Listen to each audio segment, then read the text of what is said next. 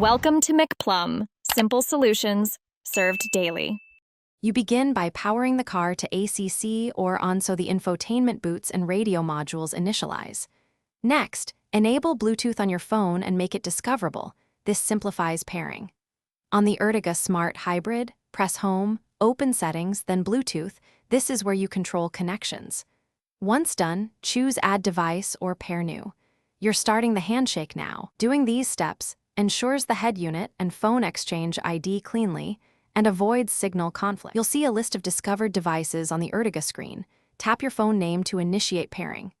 A numeric PIN appears. Verify that the code matches on both the phone and the head unit, then accept on both sides. After pairing, the system asks permissions. Allow contacts, messages, and media to enable hands-free calling and audio streaming.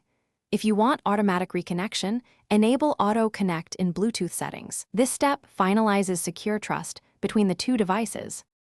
You finish by testing a call and playing audio to confirm media, speaker, and microphone routing.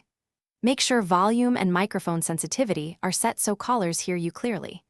If pairing fails, remove previous pairings on both the phone and infotainment. Old entries often block new connections. Once removed, reboot the phone or perform a soft reset of the head unit and repair. One key troubleshooting tip: clearing cached Bluetooth profiles resolves most stubborn connection errors quickly. Thanks for watching. Stay juicy and subscribe.